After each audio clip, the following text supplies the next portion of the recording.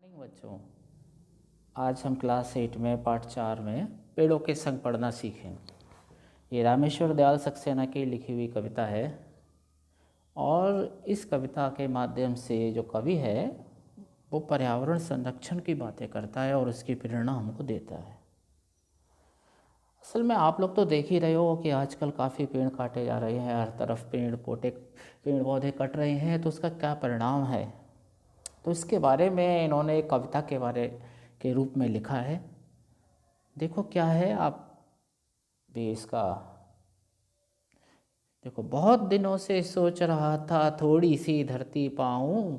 देखिए, बहुत दिनों से सोच रहा था थोड़ी सी धरती पाऊं, उस धरती में बाग बगीचा जो हो सके लगाऊं।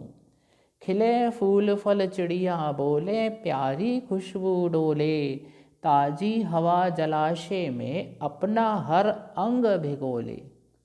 मतलब कवि क्या कह रहा है, कवि कहता है कि मैं बहुत बहुत दिनों से सोच रहा था, मतलब उसके दिमाग में विचार आ रहा था कि वे थोड़ी सी धरती मिले, थोड़ी सी उसे ज़मीन मिल जाए जिसमें क्या करे बेटा वो उस ज़मीन में बाग बगीचा लगा सके। आपके मन में भी तो विचार आता है ना कि मेरा घर में कुछ मैं लगाऊं, सब्जियां, फूल, पेड़ पौधे जो भी है। खिले फूल फल चिड़िया बोले प्यारी खुशबू डोले, ताजी हवा जलाशय में अपना हर अंग भिगोले। अब ये देखिएगा, हर एक पंक्ति को ध्यान से देखिए और समझने की कोशिश कीजिए। खिले फूल फल, जब बेटा आप अपने बगिया में पेड़ पौधे लगाओगे तो उसमें फूल खिलेंगे, फल भी होंगे, और जब पेड़ होंगे तो क्या होगा, चिड़िया भी आएंगी, राइट। चिड़िया आएंगी और चहचहाएंगी भी, और आप तरह तरह के पेड़ पौधे लगाओगे तो उनकी खुशबू भी तो आएगी ना। तो वही इन्होंने लिखा है कि प्यारी खुशबू डोले, ताजी हवा जलाशय में अपना हर अंग भिगोले।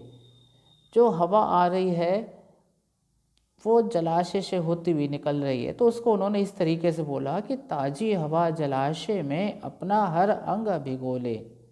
मतलब कितना बढ़िया उन्होंने उपमा की है। आप समझिएगा कि आप उसे सचमुच में आप चले गए कि यहाँ पेड़ पौधे लगे हुए हैं, जलाशय है, पानी है भरा हुआ, ठीक है ना। एक इस तरीके से उन्होंने क्या करा है, कवि ने एक विचार आपके सामने रखा है, एक उपमा की है उन्होंने। अब आगे देखिए क्या लिखा है। हो सकता है पास तुम्हारे अपनी कुछ धरती हो। अरे बच्चों, तुम्हारे पास हो सकता है कि खुद की धरती भी हो। फूल फल लदे अपने उपवन हो, अपनी परती हो। यानी कि बच्चों उसमें फूल हो, फल हो, सब कुछ हो, वन हो सकता है छोटी सी क्यारी हो, महक रही हो, छोटी सी कहती हो जो फसलों से दहक रही हो। जरा आप अपने आसपास देखो, क्या आपको अपने आसपास खेत नहीं दिखाई देते? ऐसे खेत की कल्पना करो जहाँ सरसों के फूल पीले पीले हर तरफ बिखरे हुए हैं, कितना अच्छा लगता है ना। और अगर आप खेत की बात नहीं, घर में देख रहे हो तो घर में आपने गमले में पेड़ पौधे लगा रखे हैं, उसमें भी फूल निकल रहे हैं, है ना। कितना अच्छा लगता है ये सारा देखना। अब आगे नेक्स्ट जो है, देखिए ये सीन विद फोटो उन्होंने दिखाया है कि एक ये वाला सीन देखिए, इस वाले दृश्य में देखिएगा पेड़ पौधे लगे हैं, बच्चे खेल रहे हैं, और एक ये वाला दृश्य देखिए, क्या देख रहे हैं इस दृश्य में, पेड़ पौधे काट दिए गए हैं और उसमें क्या दिखाई दे रहा है, मकान बने हैं, पीछे धुआं उठ रहा है। धुआं का क्या दिखाई दे रहा है, धुआं का मतलब पेड़ पौधों को काट के वहाँ फैक्ट्री लगा दी गई है और बसें चल रही हैं, तो इससे प्रदूषण हो रहा है। तब आगे की लाइनें देखिएगा कि इन्होंने क्या लिखा है, आप समझने की कोशिश कीजिएगा। हो सकता है कहीं शांत चौपाई घूम रहे हो सकता है कहीं सहन में पक्षी झूम रहे हो विनती है यही कभी मत उस दुनिया को खोना, पेड़ों को मत कटने देना, मत चिड़ियों को रोना। क्या कहने का मतलब है, हो सकता है कहीं शांत चौपाई, चौपाई मतलब वे जंतु जिनके चार पैर, मतलब बैल है, भैंस है, गाय है, आदि आदि जो भी है। घूम रहे हो शांति से, हो सकता है कहीं सहन में पक्षी झूम रहे हो। सहन मतलब आंगन होता है ना, क्या पता कहीं किसी आंगन में पक्षी क्या हो, चहचहा रहे हो, झूम रहे हो मस्ती से, है ना। आपने कभी देखा भी होगा कि गाँव में या कहीं भी पहले आपको ऐसा लगता था, अब तो आपको आवाज़ सुननी भी मुश्किल पड़ जाती है। अगर आप शहरों में जाते हो तो आपको पता भी नहीं चलता कि कहाँ क्या हो रहा है, हमेशा आपको गाड़ियाँ हैं इनकी आवाज़ें सुनाई देगी, फैक्ट्री का सायरन की आवाज़ सुनाई देगी अगर आप बड़े शहरों में चले जाते हो तो आप वही बात उन्होंने लिखी है। देखो क्या लिखा है, हो बिनती है यही कभी मत उस दुनिया को खोना, पेड़ों को मत कटने देना, मत चिड़ियों को रोना। जब पेड़ कटेंगे तो पेड़ों पर रहता कौन है बच्चों, चिड़िया। जब चिड़िया रहती है, जब किसी का घर ख़त्म हो जाता है तो वो क्या होता है, अगर आप किसी का घर को ख़त्म कर दोगे तो बेचारी चिड़िया तो रोएगी ना, आपको भी तो दुख होगा कि घर काट दिया, ख़त्म कर दिया मेरा घर, तो मैं कहाँ रहूँगा। चिड़िया बेचारी दुखी हो गई, कहाँ है। अब आप खुद देखिएगा कि जो ऐसी जंतु है, जंतु भी बेचारे रोते हैं। जंतु मीन्स आपके जैसे बंदर हैं, पहले आप खुद देखिएगा आसपास अपने इलाके में कि जहाँ पर बगीचे होते थे, बाग होते थे, तो वहाँ ये सब रहते थे, बंदर है और पक्षी रहते थे सब। और शहर के अंदर ज़्यादा उत्पात नहीं होता था इतना। अब हो क्या गया कि मैं उसकी बात नहीं कर रहा हूँ शेर और इनकी, सिर्फ बंदरों की और इनकी बात कर रहा हूँ। अब हुआ क्या कि जब इनको काट दिया गया तो खाना लेने कौन कहाँ जाएंगे, बेचारों को खाना कहाँ मिलेगा। तो वो घर के अंदर शहर में आएंगे, गलियों में घूमेंगे। गलियों में घूमेंगे तो वहाँ भी उन्हें खाना नहीं मिलेगा, तो क्या करेंगे, वो काटेंगे। और उनमें एग्रेसिव यानी कि उनके अंदर क्रोध बढ़ेगा, ये चीज़ें आती हैं, इनके व्यवहार में चेंज आ जाता है। फिर आप देखो अगर कविता की अगली लाइन क्या लिखी है बेटा, एक एक पत्ती पर हम सबके सपने सोते हैं। देख लीजिएगा कितनी बढ़िया लाइन लिखी हुई है ये, एक एक पत्ती पर हम सबके सपने सोते हैं, शाखें कटने पर वे भोले शिशुओं सा रोते हैं। हम सबके सपने वृक्ष की एक एक पत्ती पर सोते हैं, ठीक है ना। हमारा घर है, हमारा, हम अपने की बात नहीं, हमारे पशु पक्षी सबकी बात कर रहे हैं बच्चों वो सो रहे हैं। सो रहे मीन्स क्या है कि वो सपने, एक उन्होंने तुलना की, उपमा करी उन्होंने कि कैसे वो अपने घर में है और कैसे वो विश्राम ले रहे कर रहे हैं, लेकिन हमने उसे काट दिया। शाखें कटने पर वे भोले शिशुओं सा रोते हैं, पेड़ों के संग बढ़ना सीखो, पेड़ों के संग हिलना, पेड़ों के संग संग इतराना, पेड़ों के संग हिलना। इसलिए है बच्चों, प्यारे बच्चों, आप सब पेड़ों के संग रहना सीखो, पेड़ों को अपना मित्र मानो, क्योंकि उनके साथ औरों का भी जीवन जुड़ा हुआ है और हमारा भी जीवन जुड़ा हुआ है। अगर वह नहीं तो हम भी नहीं। देखिएगा, और बच्चे और पेड़ दुनिया को हरा भरा रखते हैं। सुनिए, बच्चे और पेड़, पेड़ और बच्चे, क्योंकि इन्हीं के सहारे तो सारी दुनिया में एक हंसी का माहौल रहता है और हरा भरा, मतलब उसकी हवा इसी तरह से तो रहती है पेड़ों से। अगर पेड़ नहीं होंगे तो क्या होगा, क्या कल्पना करेंगे आप। नहीं समझते जो वे दुष्कर्मों का फल चखते हैं, आज सभ्यता वहशी वन पेड़ों को काट रही, जहर फेफड़ों में भर इंसानों को बांट रही।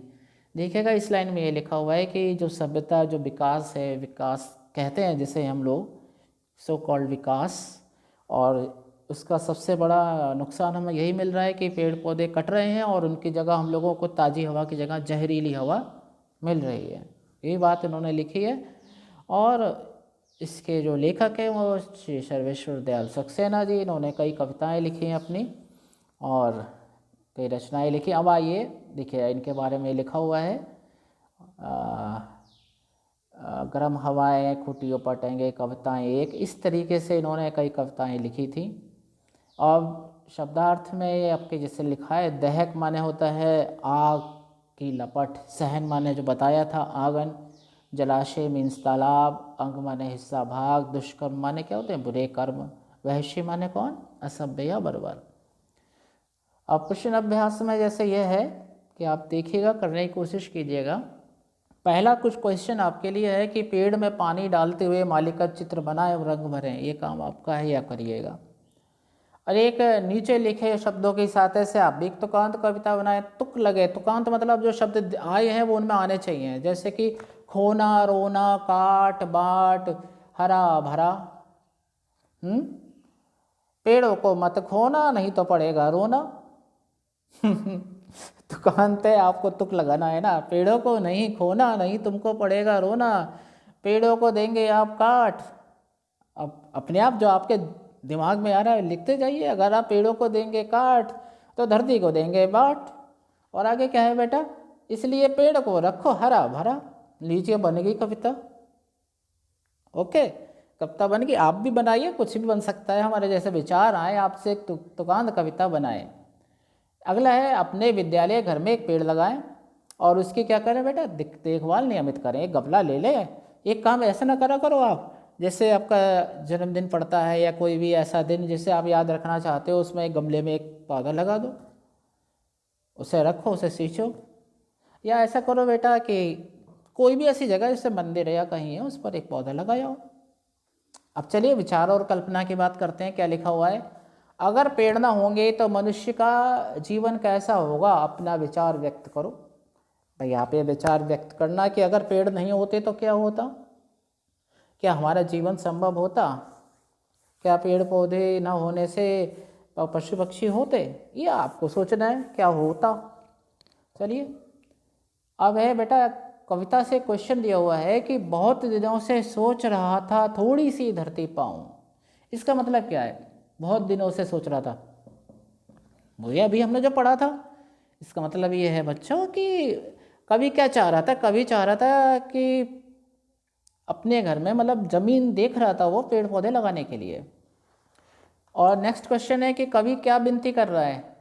कवि विनती कर रहा है कि पेड़ पौधे ना काटे जाएं, जिससे कि क्या ना हो? पशु पक्षियों का आश्रय समाप्त ना हो और धरती से जीवन समाप्त ना हो जाए। बच्चे और पेड़ संसार को हरा भरा किस प्रकार रखते हैं? बताइए जरा सोच के। अगर पेड़ पौधे हट जाएंगे, ख़त्म हो जाएंगे तो क्या होगा? धरती समाप्त हो गई। और बच्चे अपनी खिलखिलाहट से, अपनी मुस्कुराहट से पूरा जीवन को, हम लोगों के जीवन को क्या रखते हैं? खुशमय। क्योंकि हमारे जीवन तो वैसे ही कहते हैं तनाव से परिपूर्ण है। तो उसको एक माहौल, ऐसा खुशी का माहौल कौन देता है? बच्चे और पेड़ पौधे भी।